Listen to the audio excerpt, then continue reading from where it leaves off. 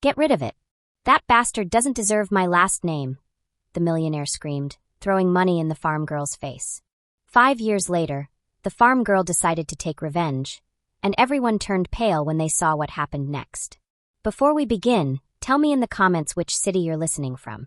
I'd love to know how far my story has traveled. Now take a deep breath and get ready. The first time Amber thought of death, it was because of love. She was barely 20, but her gaze seemed to carry more time than her own footsteps. Born among the arid fields of Willow Creek, Montana, a region where dust was more plentiful than bread, Amber lived with the strength of someone who learned to fight without complaining. Her mother had died when she was 6. Her father, Old Man George, was a frustrated alcoholic former ranch hand who talked more to the bottle than to his daughter. Amber woke up every day at 5 a.m. to milk the few cows still left on the plot. Then, she walked 3 miles to town to sell cheese, milk, and, when she could, a couple of garden vegetables. There were no luxuries in her life nor time for complaints, only a stubborn hope that one day it would all be worth it. That morning the sky was clear, but the air was heavy, as if something was about to break. The entire town was talking about the same thing. A group of wealthy investors from the city were coming to visit the region to evaluate social projects.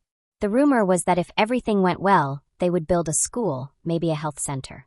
All the neighbors were preparing for the arrival, cleaning roads, painting facades, cooking stews. Amber had nothing to offer but her honest gaze. If those rich guys look at your eyes too much, they might grab you for what they always grab poor girls like you, and then throw you away like an old rag. Don't be foolish, her father yelled as he saw her leave. She didn't answer, she just lowered her gaze, pressed her lips together, and kept walking. When she arrived at the main square, there were several luxury cars parked, black, armored SUVs with dark windows that seemed to swallow the sun's reflection. From the first one stepped a man in a gray suit, dark glasses, and a smile so rehearsed it hurt. Then appeared Adrian Blackwood, hair slicked back, a firm jawline and impeccable clothing. He walked as if the ground owed him favors. His gaze, icy but magnetic, scanned everything as if looking for something worthy of his attention. And that's when he saw her. Amber was standing next to a small stall of artisanal cheeses. Her hands were full of dirt, and her blouse was stained with milk. But her eyes were the only part of her body that shone with pride. "Is that your product?" Adrian asked without even greeting her. "Yes, I make it myself," she replied without hesitation. He took a piece, tasted it slowly, and smirked. "It has character just like you." It wasn't love at first sight. It was something else, something more dangerous. Curiosity, fascination, maybe a desire for power over something he didn't yet understand. For days, Adrian didn't stop looking for her. He asked her questions about the fields, about her life, about her dreams. He promised to help her. He talked about scholarships, investments, taking her products to the capital. He told her she wasn't like the others. "You have something that can't be bought, Amber. You have fire in your eyes," he murmured one afternoon while she was teaching him to harvest tomatoes. The relationship grew in secret. She, between shy and hopeful, began to believe his words. It wasn't just that he was rich. It was that for the first time, someone seemed to truly see her. Adrian kissed her for the first time under a dry tree at sunset. It was a clumsy kiss between contained passion and the urgency of someone playing with fire without fear of getting burned. Days later, he asked her to spend a night together. He promised he would take her to the city, that he would talk to his contacts to formalize a project for the town, that he would change her life. "Trust me," he whispered while stroking her face. "I'm not like the others." Amber believed him. She gave herself to him with the innocence of someone who had never loved, and also with the fear of someone who knows that what is real doesn't always have a happy ending. After that night, Adrian changed. He no longer sought her out with the same anxiety. He didn't answer her letters. His stay in the town was cut short without explanation. He left, saying he would return soon. He never did. Amber waited 1 month. 2, 3. Then she knew. The test was clear. 2 lines marked a future she never imagined. She was pregnant. She didn't know what to do. She doubted. She thought about hiding it, but something inside her screamed that she had to tell him, that he deserved to know. She traveled to the city with what little she had. She sold her earrings, her mother's ring, and took a 12-hour bus ride. She waited outside the offices of Blackwood Corporation for 2 days until he finally came out. "What are you doing here?" he asked, annoyed. "Adrian, I need to talk to you. I'm pregnant." The silence became heavy. Adrian laughed. A dry, mocking laugh. "And what do you want?" "A check." A house on the beach. I want you to know that I'm going to have our child. I'm not looking for your money. I just thought you would care. He didn't answer. He signaled his chauffeur. They approached. Adrian opened his wallet and threw several bills in her face. Get rid of it. That bastard doesn't deserve my last name. The bills fell like knives. Amber's world shattered. The chauffeur gently pushed her towards the street, where it was beginning to rain. A fine, persistent rain, as if the sky was also crying. Amber didn't scream, she didn't cry. She just stood there with her clothes wet, the bills scattered at her feet, and her hand over her belly. She walked aimlessly to the terminal. She had no money. She had nowhere to go. She only knew one thing. She was not going to give up. That night she took refuge in a cheap hostel, staring at the ceiling. She thought about her mother, about what she would have done. She remembered her words before she died. Daughter, dignity is not begged for. It is built. The next day, Amber made a decision. No one in the town ever heard from her again. Some said she went away to have an abortion, others that she died of sadness. Only old man George, upon receiving a letter without a return address, knew the truth. The letter read, Dad, I know you didn't expect this from me, but I'm not going to stay and cry. I don't need your help. I just wanted you to know that your daughter is not a coward. I'm going to raise this child in spite of that scum. Not for revenge, but for love. Old man George read the letter in silence, then burned it. He said nothing, just reached for another bottle. Wounded pride never apologized. The rain kept falling for 3 days, and so ended the life of the Amber everyone knew. What no one imagined was the force with which she was going to be reborn, and what came next would shake the very foundations of the Blackwood Empire. The Silent Revolution. The town of Willow Creek returned to its routine, like someone burying an uncomfortable memory. No one spoke of Amber again. Some said she had moved to the capital with a foreign businessman. Others claimed she had lost her mind. Old man George said different things every time he got drunk. Sometimes he claimed his daughter was dead, other times that she had betrayed him and run away with someone with a dirty last name. The truth was only a rumor that traveled with the wind, and no one dared to confirm it. As the years passed, the world changed, but the Blackwood mansion remained intact. Adrian, increasingly wealthy, accumulated companies like someone collecting trophies. He had the media on his side, investments in oil, renewable energy, and even cryptocurrencies. Magazines spoke of him as the young financial prodigy, the man of gold. But what no one knew was that his true empire was not made of numbers, but of masks. The dinners with politicians, the private parties on exotic islands, the perfect interviews. It was all part of a strategy to hide the hole that was eating him from within. There wasn't a single night he didn't wake up startled, with cold sweat and a sharp pain in his head. The migraines were increasingly frequent, more intense. Sometimes his left arm went numb. Other times his vision blurred for seconds, but he always hid it. I don't need doctors, he told the mirror while adjusting his tie. I just need to sleep more and think less. Sylvia, his fiancée, was everything society admired. Beautiful, elegant, the daughter of a European diplomat, and with a smile that was as useful for greeting as it was for manipulation. They were together out of convenience, not love. She knew everything about his past except one thing. Amber. Love, when are we going to announce the wedding?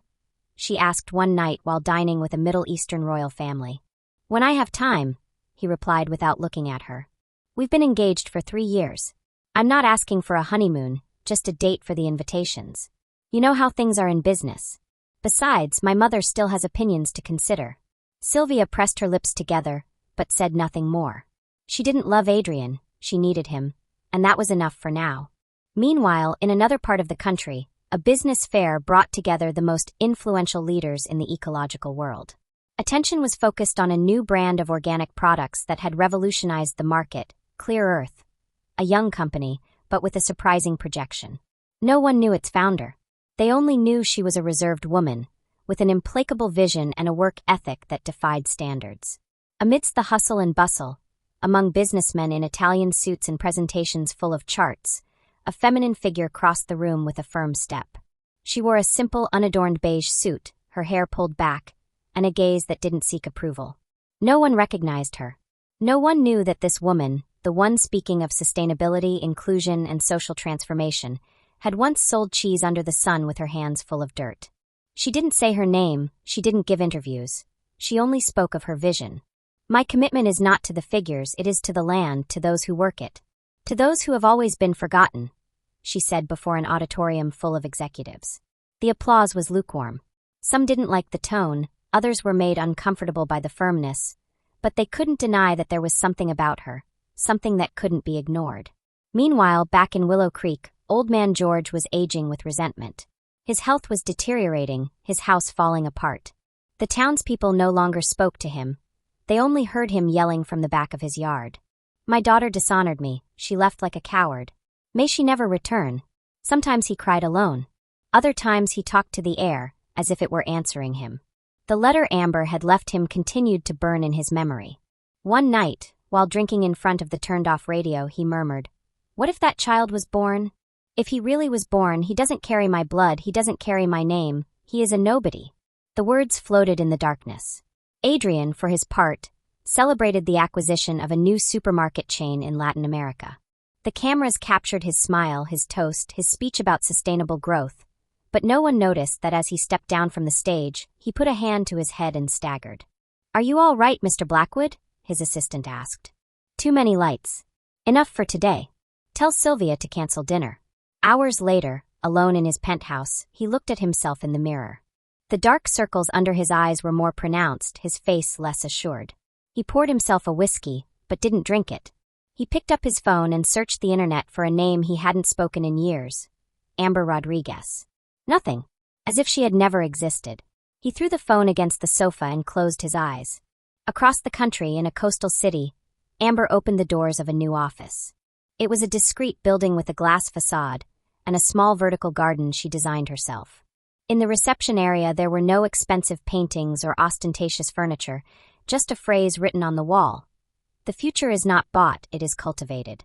"Are you sure you want us to paint it like that, ma'am?" the decorator asked. "Completely. Let everyone see it every day." As she walked the hallways, a child's laugh sounded behind her. "Mom, I finished my homework." The boy ran in with his shoes on wrong and a messy smile. He had dark hair, bright eyes, and inexhaustible energy. Amber crouched down and hugged him tightly.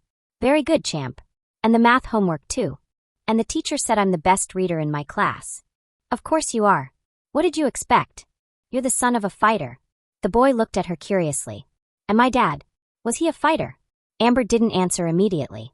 Her smile froze for a few seconds, but she quickly recovered. "Your dad was someone who taught me many things, some beautiful, others difficult, but thanks to that, we're here now."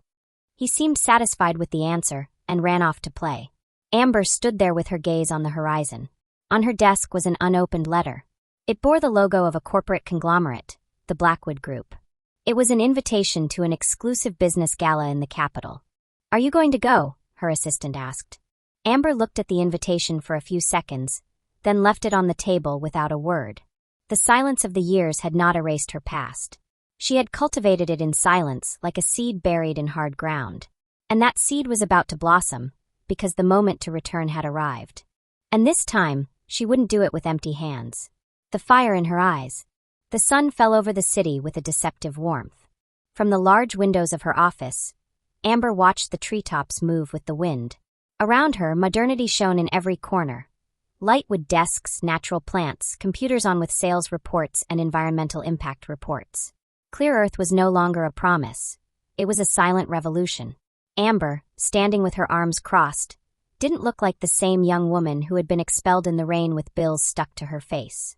She wore elegant white pants, a simple light blue shirt, and an expression that mixed firmness with an almost dangerous serenity. Her hair, now longer, was pulled back with the same simplicity as years ago. The difference was in her gaze. She no longer sought approval nor revenge, at least not in the way many would imagine it. While reading the reports for the new quarter, the door opened without warning. Emiliano, with a notebook in his hand and his school uniform a bit disheveled, ran towards her. "Mom, can I show you my drawing?" Amber put the documents aside and crouched down. "Of course, champ. What did you make?" The boy unfolded a sheet with crayons. He had drawn a house surrounded by trees, a field of sunflowers, and a female figure with long hair holding the hand of a smaller boy. "That's you and that's me. We live here, but also over there," he said, pointing to two suns in the sky. "And where is over there?" "Where my dad is," he said without thinking. "Do you think he would like my drawing?" Amber was silent for a few seconds. "I'm sure he would like it, yes," she replied softly, kissing his forehead. "Even if he can't see it, I'm sure he's very proud of you. And when did he die? A long time ago, before I was born. The boy seemed to accept the answer without question, but there was something in his eyes that didn't correspond to his age. It wasn't sadness, it was an intuition that couldn't be taught. Hours later, when Emiliano was asleep, Amber sat in front of her laptop. She was checking emails and calls until one caught her attention. It had the gold logo of the Blackwood Group. It was a formal invitation to the annual business gala, an exclusive event attended only by high-profile figures. What was surprising wasn't the invitation. It was the fact that her company, Clear Earth, was listed as an honorary mention in social innovation.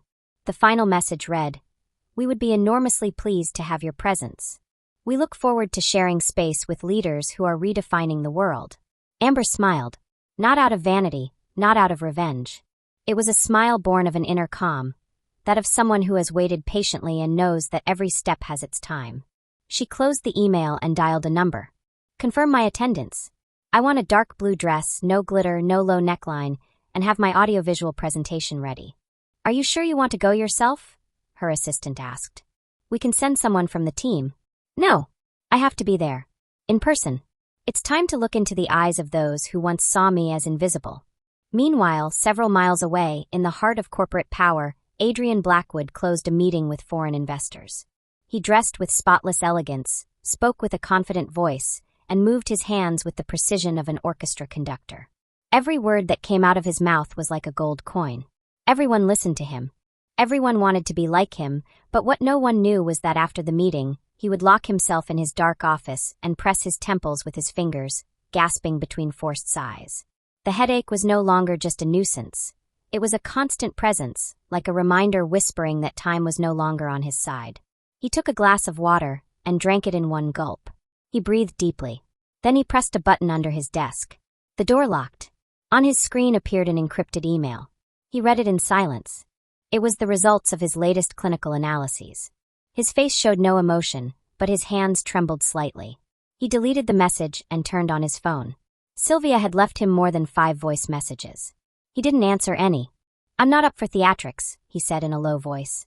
He got up, walked to his office window, and looked out at the city.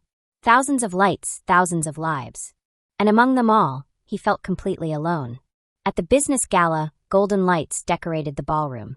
The event brought together politicians, businessmen, celebrities, and opinion leaders. Amber arrived punctually with a firm step. She wore no bodyguard or jewelry, only a small seed-shaped brooch pinned to her dress. She walked between tables, greeting politely but not stopping. Most didn't recognize her. Others looked at her with curiosity, and some with silent admiration. In a corner of the room, Adrian was talking to a group of Asian businessmen. His presence commanded attention, his voice filled the space, but then something changed, something in the air. He turned his head slightly and saw her. She was walking towards the stage where a video about Clear Earth was about to be projected. But Adrian didn't know who she was. He just felt a familiarity, like a distant echo of a song he couldn't identify. "Who is that?" he asked his assistant in a low voice. "The founder of Clear Earth. She's the woman of the moment. She's secured alliances with the United Nations. They mention her as the new face of business change. Her name is Amber Rodriguez." The word pierced his chest like a knife. He closed his eyes for a second. When he opened them, he saw her ascend the stage. Amber took the microphone. She didn't smile, she didn't embellish. "Many of you here believe that success is measured by figures, by applause, by power and influence. For me, success is measured by the ability to resist, to fall and get up without losing one's humanity. Years ago, I was told I had no future, that the only thing I could offer the world was my body, my silence, my submission. Today, I am here not for revenge, but to prove that the impossible is just an excuse not to try." The applause was immediate. Adrian remained standing, motionless. Now he knew. She was not only alive, she was succeeding, and she was there. When Amber came down from the stage, a woman approached her. "Excuse me, may I ask you a personal question? Do you have children?" Amber looked at her for a few seconds, then replied with a slight smile. "Yes, a son. He's 6 years old, and he's the reason I never gave up." The woman nodded, excited, and walked away. Adrian followed her with his gaze, as if he couldn't believe what he was seeing. He took a step, but didn't approach. Something inside him screamed not to do it, that he wasn't ready. And he wasn't. Hours later, back in his penthouse, he fell to his knees in the bathroom. The headache was unbearable. His vision was failing. His hands wouldn't respond. He called emergency services, but couldn't speak. Silence enveloped him as an unknown anguish began to nest in his chest. And far away, while Emiliano slept in his bed, Amber watched him in silence. "Maybe tomorrow," she whispered. "Maybe tomorrow the world will start to notice." The clock struck 3 a.m., and that night, for the first time in years, both dreamed of the same sunflower field. In the dream, the field had no limits. The sun shone with a warmth that didn't burn, and the sunflowers swayed gently as if waiting for something. Amber walked barefoot, dressed in white, holding the hand of a boy who didn't speak, but whose gaze was identical to that of the one who, many years ago, forced her to arm herself with stone inside. In the distance, a figure watched them without moving. Tall, dark suit, blurred face, Adrian. But neither the boy nor Amber saw him. When Amber woke up, dawn was just breaking. The air came in through the open window, carrying salt and humidity. She looked to her right. Emiliano was sleeping soundly, hugging his teddy bear, one she had sewn for him the night he first had a fever. She got up without making a sound, went to the kitchen and prepared coffee. Her stomach was tense, but not from nerves. It was determination that kept her awake. Adrian, on the other side of the city, woke up with a racing heart and a forehead soaked in sweat. He looked at the clock. It was 5:45. He sat up in bed, breathing with difficulty. He picked up his phone, checked notifications. Nothing to calm what he felt. The dream had been so vivid that his chest hurt. In his mind, the boy's laughter still echoed, a laughter he had never heard, but that was painfully familiar. The price of survival. Hours later, at the Blackwood Group facilities, the hallways were buzzing with rumors. Some stocks had fallen inexplicably. Satellite companies reported multimillion-dollar purchases by an unknown entity. Executives didn't know whether to panic or wait. Adrian, in his office, received a sealed report. He opened it slowly. "The company that bought 6% of Bioenergy's shares is Clear Earth," his head of finance said, entering without being announced. "In less than 48 hours, they took a stake in our distribution chain in Brazil and are pushing for a stake in the transport operations in Eastern Europe." Adrian didn't respond. His eyes were fixed on the logo, a green leaf with a drop in the center. Clear Earth. The same woman, the same look at the gala, the same one who spoke to him from the stage with the firm voice of someone who has returned from the dead. Who is the official owner? No direct name is listed. Everything is in a foreign trust, but the legal representative is A.R. That name, spoken aloud, was like breaking a mirror. Adrian stood up, walked to the window, his head buzzing. Amber. The last time he saw her, she had mud on her shoes and contained tears in her eyes. Now she was moving big pieces, and she was doing it without raising her voice, with the patience of a strategist. He knew what that meant. It wasn't a coincidence. It was a silent attack, calculated, intelligent. Later, during a private dinner with Sylvia and 2 senators, Adrian barely touched his food. Sylvia noticed it from the first minute. "You're distracted," she whispered in his ear when she approached to pour him wine. "There are issues that require my attention." "Internal matters," he replied without looking at her. "Internal matters like what? A woman? An ex?" Adrian put his fork down on the plate. "What are you referring to? I saw you at the gala. You were looking at her as if you had seen a ghost, or your own guilt incarnate. If you think I'm going to stand here waiting for your past to collapse you, you are very wrong, Adrian. Watch your tone." Sylvia held his gaze for a few seconds before laughing softly and resuming her perfect lady posture. "I'm just saying that if that woman dares to touch your business or your image, I'm not going to sit idly by." Adrian didn't respond. He knew Sylvia wasn't talking out of jealousy. She was doing it for survival. She also lived off that last name. If he fell, she would sink with him. In a boardroom at Clear Earth, Amber analyzed charts and stock market movements. Her team didn't know the whole truth, but they sensed that something personal was behind every decision she made regarding companies connected to the Blackwood Group. "Are you sure you want to go ahead with the offer for Marek's Transport? You already have enough stake in the supply chain," her financial director asked.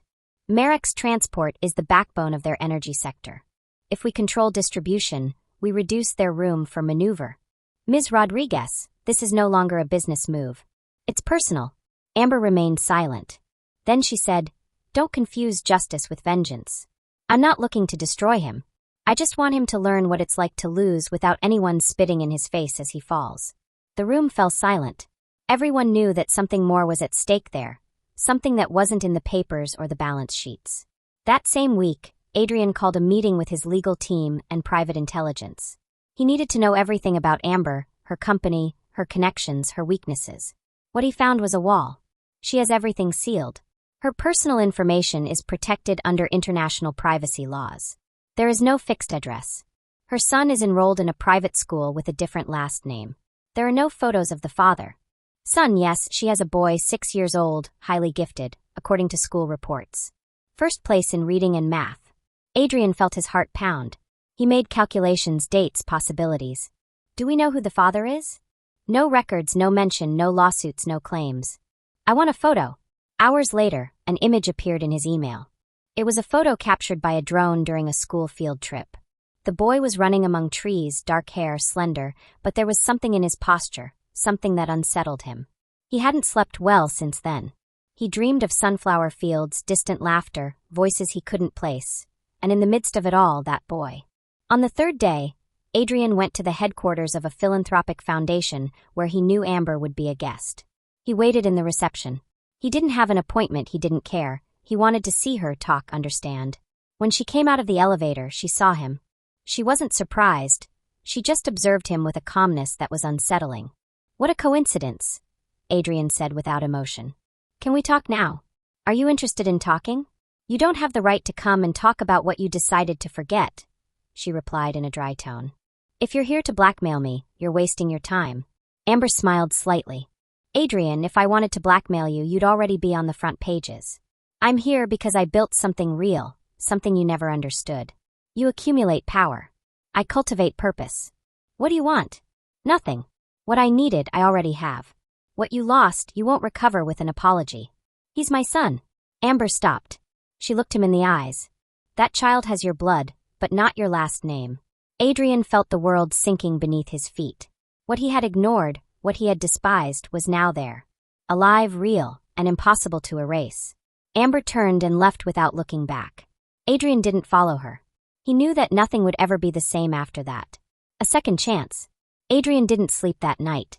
He walked through his apartment like a caged animal, his throat dry and his hands trembling. Amber's words echoed in his head again and again. That child has your blood, but not your last name. The windows reflected his tired, haggard face.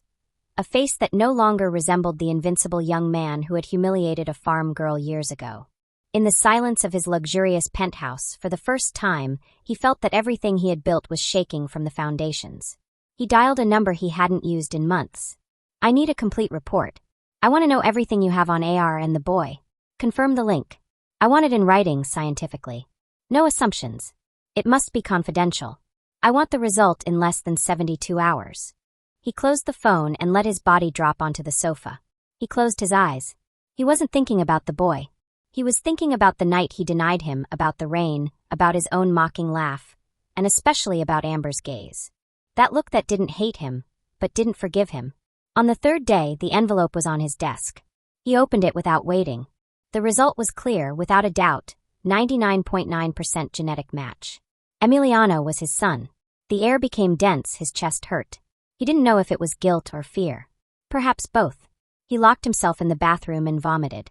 Hours later, the headache returned, but this time it was different. Stronger, darker. He fell to the floor. He barely managed to reach his phone. He called his personal doctor. When he woke up, he was on a gurney. A woman in a white coat spoke to him in a soft voice. Mr. Blackwood, we need to do an urgent MRI. The symptoms you've presented are not normal. It's possible we may have to talk about something serious. He didn't ask. He already knew. Something inside his body was shutting down. 2 days later, the diagnosis arrived. Advanced brain tumor, inoperable in its current state. The only viable option was containment treatment, followed by a bone marrow transplant if a compatible donor was found. What is the probability of finding one? Adrian asked without moving a muscle. Very low. Unless you have a first-degree relative. Parent, child, sibling. Silence fell like a slab. I have a son, he whispered. Then there is hope, the doctor replied. But you must act fast. Every week counts. Amber received a visit from Adrian's lawyer. A week later, he handed her a handwritten letter from Adrian, with unstable strokes. He asked to see her. Not in an office, not with witnesses, just the two of them. Just truth. She accepted. They met in a secluded house, a Blackwood family property in the countryside, where luxury was discreet and silence couldn't be bought. Adrian no longer wore suits, he wore comfortable clothes. His face had changed, less arrogance, more humanity. Amber sat across from him without saying a word. "Thank you for coming," he said. "I didn't do it for you. I did it for myself. I need to ask you for something." "You are not in a position to ask for anything." Adrian nodded. Amber threw a folder onto the table. "Here's the DNA result. Just in case you still doubt." He didn't open the folder. He already knew. He felt it in his blood. "I don't want you to forgive me, Amber. I don't deserve it. I'm not here for redemption. I'm sick. Very sick." "I know," she replied without changing her tone. He looked at her. "You knew. For months. My contacts at the hospitals informed me. Your health is public to those who know where to look. And you weren't discreet. And that's why you approached. That's why you did everything you did." "I approached because it was the moment. Because Emiliano deserves to know the world he came into, even if that world doesn't deserve him." Adrian swallowed. "I need his help. Don't you remember when you told me to get rid of him? That bastard didn't deserve your last name? Now you dare to ask that bastard for something?" "I'm not asking him, I'm asking you." Amber looked at him with a coldness that cut the air. "When you threw money in my face, I thought you were going to destroy me. You didn't succeed. I raised my son with love, with education, with values. He doesn't need you. You need him. And do you know what that means, Adrian?" He didn't answer. "It means that for the first time in your life, your destiny is in the hands of someone you never looked in the eye." She stood up to leave. He stopped her. "Are you going to tell him the truth?" "I don't know yet. I have to think about whether my son deserves to carry the responsibility of saving the one who wanted to erase his existence." Amber returned home with her heart on fire. For years she had prepared to face him, but not for this. Not for the plea, not to see him weak, and much less to have the power to decide whether he lived or not. That night she didn't sleep. She sat on the sofa, hugging Emiliano's old teddy bear. At dawn, she heard soft footsteps. Emiliano approached, half asleep with his hair ruffled. "Mom, I heard you talking on the phone last night. What did you hear?" "That a man is very sick and that you are scared." She took a deep breath. "That man is someone who hurt us a lot, but now he needs help and I don't know what to do." Emiliano looked at her without blinking. "Is he going to die? Maybe I can help him." "Maybe so." The boy sat next to her. He took her hand. "I don't want anyone else to suffer like you suffered, Mom." She broke down. She cried for the first time in years. She cried like the child who had lost her mother, like the woman who had been humiliated, like the mother who didn't know how to explain to her son that life was sometimes not fair. The next day, the tests were done. Emiliano was compatible. The transplant could go ahead. The news spread silently, like the ripples of a stone thrown into still water. No one spoke aloud, but everyone on the medical team knew what it meant. The life of Adrian Blackwood, one of the most powerful men in the country, depended on the tiny body of a boy who didn't carry his last name, who had never called him Dad, and who was denied before birth. Amber signed the documents with a steady hand, but with her stomach tied in knots. She reviewed every clause of the procedure. There was no room for error. Emiliano was 6 years old. His body was strong, but he was still a child. The risk was low, but it existed. The mere possibility that something could go wrong made her tremble inside, even though she showed no crack on the outside. "Are you sure?" her lawyer asked, a man who had known her since the start of Clear Earth. "It's not about him," Amber replied without taking her eyes off the paper. "It's about my son learning to choose good, even when others didn't." In the hospital's private wing, Adrian was alone. His mother, upon learning everything, had flown from Europe, not to hug him, but to confront him. The visit lasted no more than 10 minutes.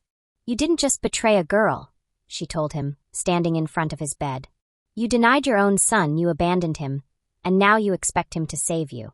You have destroyed your father's name. You have stained the blood we protected so much. Don't call me again." She left without looking back. Sylvia also abandoned him. There were no tears, no dramatic scene, just a voice message. "I can't live with a man who was capable of looking his own child in the eyes without acknowledging him. You lost my respect, and without respect there is nothing." The world Adrian built crumbled with every passing minute. Stocks falling, contracts cancelled, partners withdrawing. It was as if every stone he had thrown in the past was returning to hit him now, all at once. Every contempt, every lie, every decision made out of ego took its toll. The days before the transplant were the longest of Amber's life. Emiliano didn't complain. He was calm, curious. He asked questions as if the hospital were a strange amusement park. After the transplant, can I eat ice cream? Afterward, you can eat whatever you want. And you'll always be with me? In the operating room, the medical staff moved with precision. Emiliano was put to sleep carefully. His small body, full of life and energy, became still. Adrian had already been prepped. When they took him to the operating room, Amber watched him pass from a window. She looked at him without resentment. Not for him, but for herself. Her hatred was no longer what sustained her. It was her capacity to forgive without forgetting. The procedure lasted longer than expected. There was a slight complication. Emiliano responded well. It took time for Adrian to stabilize. For 3 days, he didn't wake up. The doctors dared not say anything for certain. Amber didn't sleep. She stayed next to Emiliano, reading stories or simply watching him breathe. On the 4th day, Adrian opened his eyes. The room was dim. Amber was sitting in a chair reading a philosophy book, one her mother used to read. She closed the book when she heard the sound of the monitors change. You woke up. Adrian blinked. He looked at the ceiling, then at her. His voice was barely a thread. I'm alive. And he's okay. Tears didn't come immediately. First came a long, dense sigh, as if his soul was trying to return to his body. Then, yes, tears, not of pain, but of something deeper, of guilt, of having understood too late what truly mattered. Thank you, he murmured. Amber approached. She didn't touch him. She didn't comfort him. Don't thank me. I didn't do it for you. I did it for my son. He deserves to know that he can make a difference, even when adults failed to do so. Amber, I'm not asking you to love me. I just want to know how to learn to live with this guilt. She looked at him for several seconds.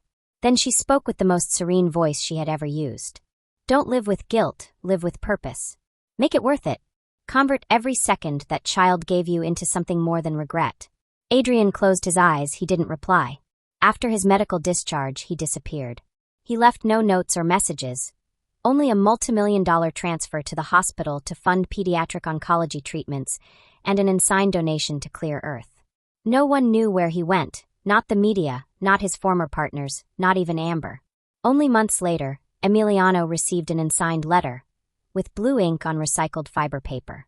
It read, Dear Emiliano, I don't know if you will ever want to meet me, but if you do, I want you to know that your courage saved more than a life. It saved a soul. I am learning to live again in a place where no one knows my full name and where I can begin to know myself for the first time. Take care of your mother. She is stronger than any hero you read about in your stories. With love, Amber kept the letter in a wooden box along with Emiliano's first drawings and the last photograph of her mother. She didn't say anything. It was no longer necessary. After everything that had happened, the open wounds and the discovered truths, Amber didn't need explanations. She didn't need more letters nor apologies, not even one last conversation. Life had already told her everything, and Emiliano, with his clean laugh and his big eyes full of curiosity, was living proof that she had done the right thing. Against everything, against everyone. The sun set among sunflowers. 5 years had passed since the transplant. Clear Earth had expanded to unimaginable levels. Its production model was replicated in more than 20 countries. International organizations awarded her. Governments solicited her advice, but Amber, true to herself, avoided the noise. She didn't attend red carpets or conferences. She didn't want fame, just results and time with her son. Emiliano grew up like a strong tree. He loved reading, playing the piano, and asking unanswerable questions. He was the kind of child who silently seemed to understand everything, even what adults hid. He had inherited Amber's firmness and sweetness, but in his gestures, in the way he raised an eyebrow, was Adrian. Amber saw him sometimes as a distant echo that her heart recognized, but that no longer hurt. They lived in a country house outside a coastal city, surrounded by trees, with chickens in the yard and a small library that Emiliano had helped build.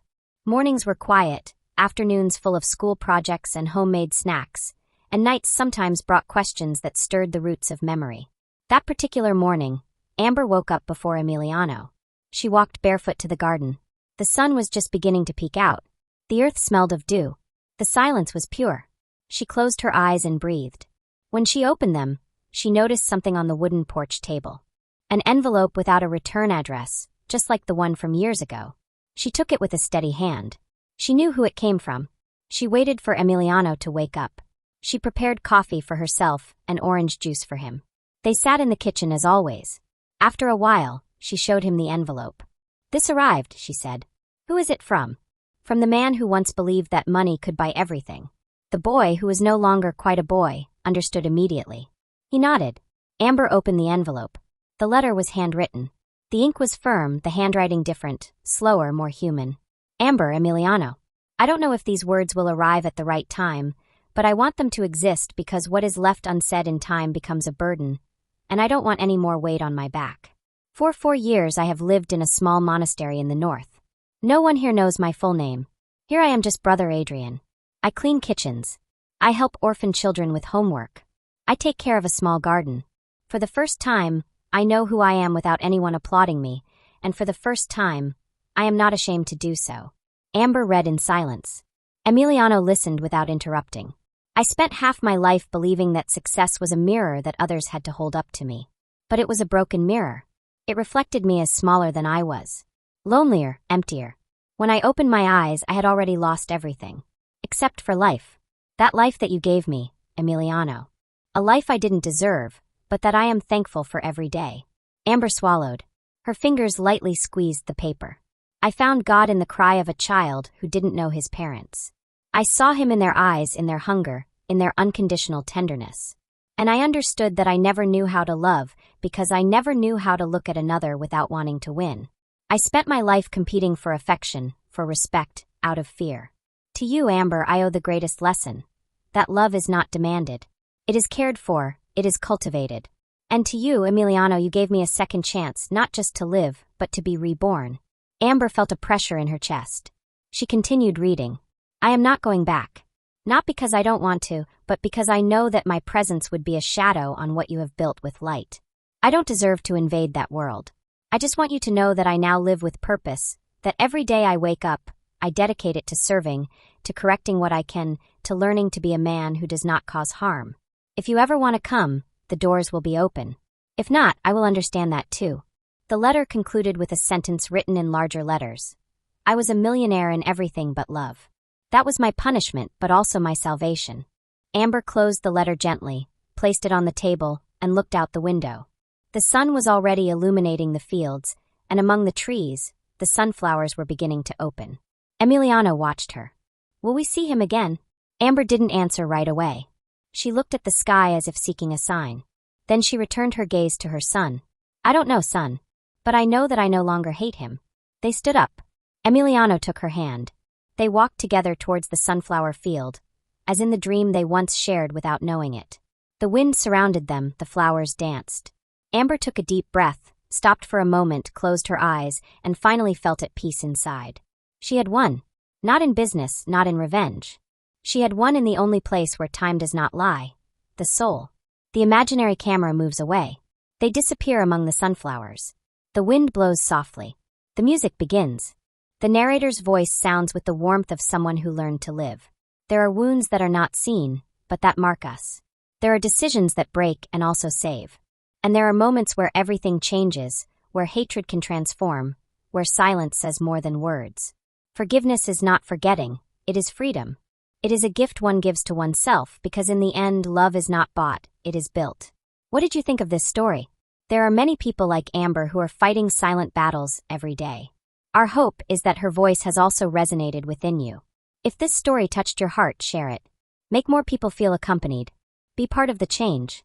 Tell us in the comments what you would have done in her place, and from which city you are watching us. Reading you makes us feel closer to you. And if you haven't already, subscribe, and hit the little bell. Every gesture from you is a sign that these stories must continue to be told. Don't go yet. Our next moving story is already appearing on your screen.